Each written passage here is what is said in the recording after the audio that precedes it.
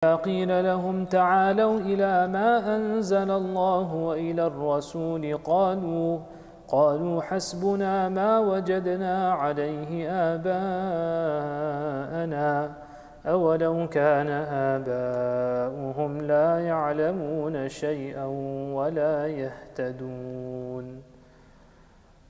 صدق الله العظيم. Verse 101 of Surah Al-Ma'idah, a very important adab and discipline of our deen is being taught over here. The adab and discipline is that where our deen is based on and begins with ilm and knowledge.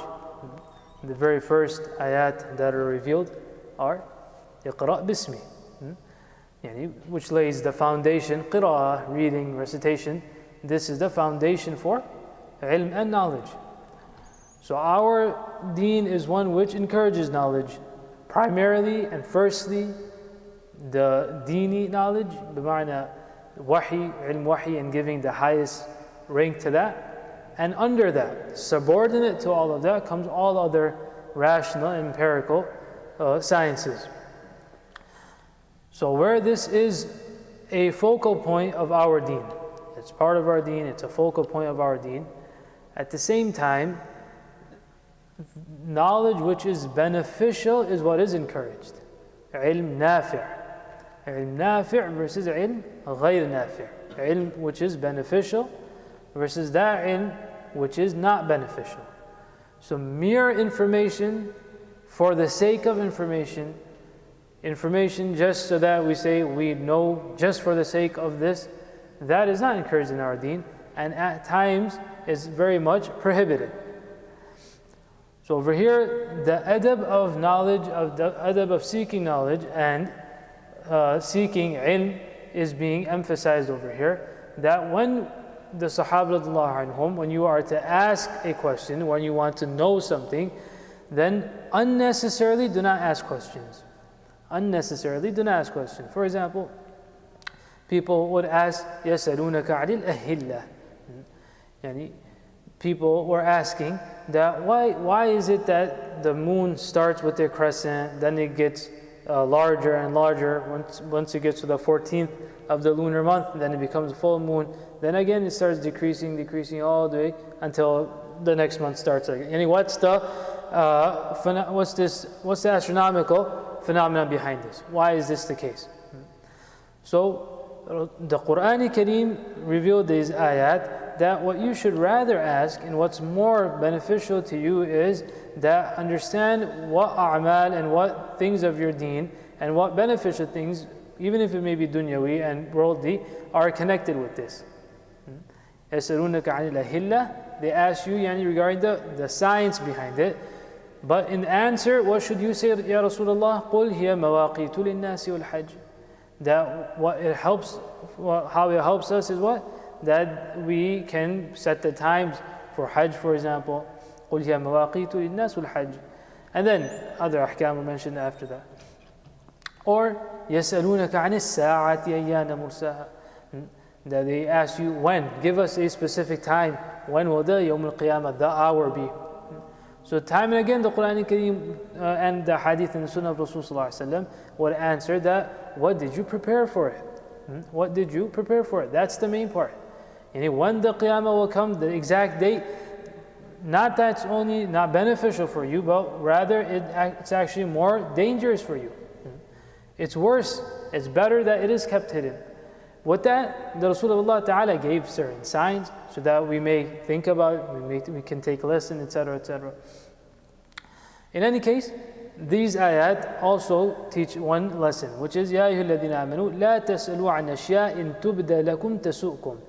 That do not ask about things that if they are open to you and if they are clarified to you, or the answer comes in the positive regarding that, then it will only cause you further distress. One of the sabab nuzul, the means of revelation of this ayah, we understand from a riwayah in Sahih Muslim. That Rasulullah sallallahu alaihi wasallam informed the Sahaba radhiyallahu anhum that Hajj is obligatory upon them. So one Sahabi some mentioned that he was Aqra' bin Habis radiallahu anhu, that he asked Rasul sallallahu alaihi wasallam, في عامنا هذا أو في كل سنة, that are you saying that just this year or every year we have to do it?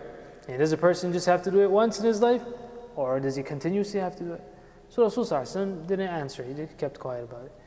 Again the Sahabi asked second time, then he asked the third time, Rasul sallallahu alaihi wasallam was keeping quiet about it. So then the Rasul of Allah subhanahu wa ta'ala told him, دعوني ما تركتكم, that if I'm not saying anything, then leave it. Do not further and probe these questions, because what could happen, he said that if I was to say yes, then Allah Ta'ala would have made it wajib upon you, and then you would have to go. Now obviously this would not apply to us today, because wahi is not coming after this. So, but the idea about not unnecessarily probing into issues, unnecessarily. We're not talking about having depth in knowledge. That's one thing. For example, for training purposes, students of knowledge, obviously their situation is different. They're given, sometimes hypothetical questions, etc., which is, a means for extracting fiqh and masail, etc., etc. But besides that, the normal person in his day-to-day life, unnecessarily a person probes into an issue. For example, often in books of fiqh and fatwa, they mention these type of incidents, that a person once came into the masjid. He just walked in, however, and he came and he asked a question, something along the lines that there was some shaykh saying, they asked him that, can you make wudu with cactus water?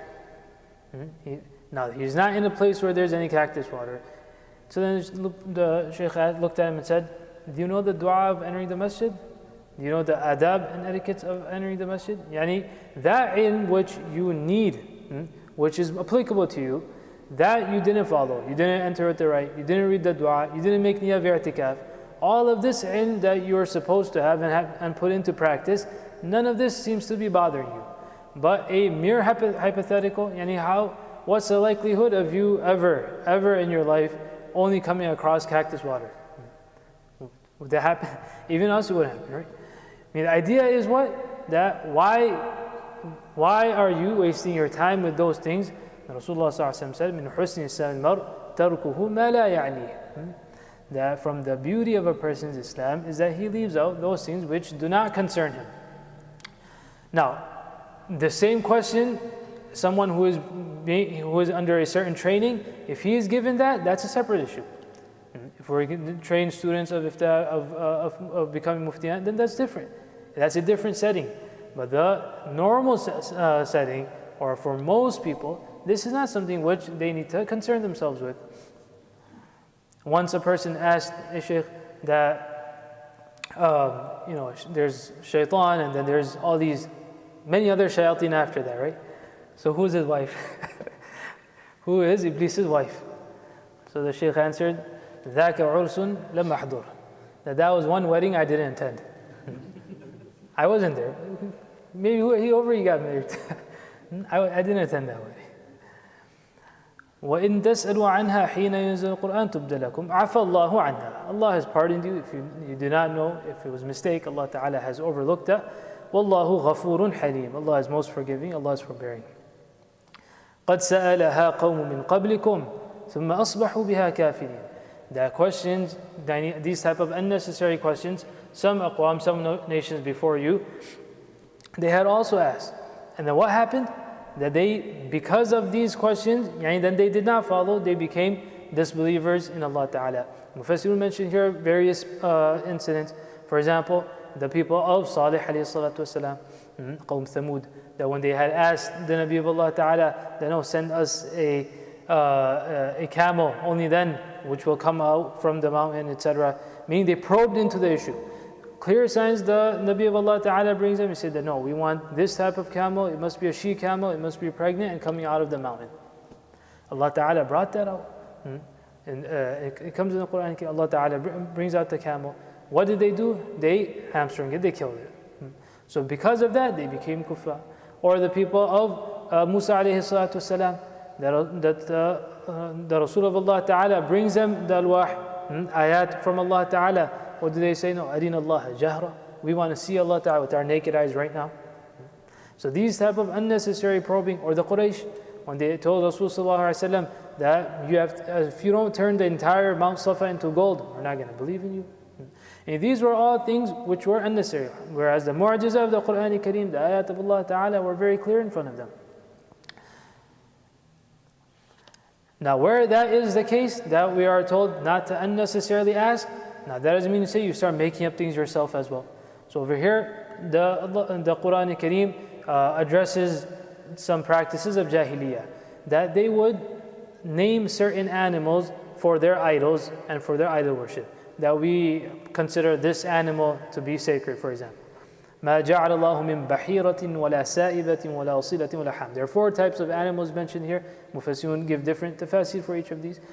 One tafsir of bahira would be that animal, the ear slit she camel. That if there's any slit on this camel, then they would say, okay, now we cannot touch this. We won't touch this animal, and this is solely for our idols. Some Mufassir mentioned that they would say that this animal, the milk of it is for the asnam and for the idols, so now no one can slaughter it, for example. It's become a sacred animal. I mean, to us, these things are obviously, to say the very least, they're just crazy. But this is, when Jahiliyyah is there, then a person doesn't look at what is sensible and what's not sensible.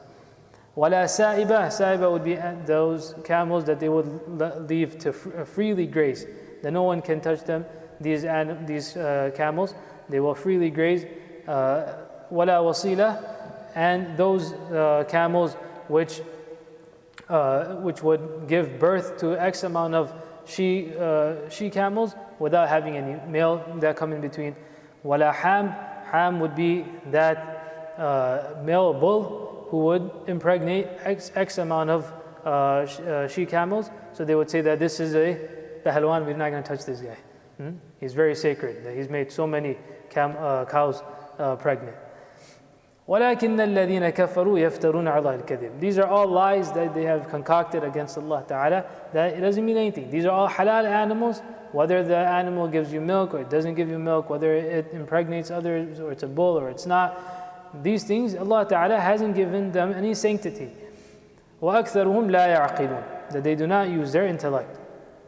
And when they are told, وَإِذَا قِيلَ لَهُمْ, that rather than making up all of these things, come towards the ayat of Allah Ta'ala, the verses of Allah Ta'ala, the clear signs of Allah Ta'ala, the hidayah which the Rasul of Allah is bringing, قَالُوا حَسْبُنَا مَا وَجَدْنَا عَلَيْهِ أَبَانَا.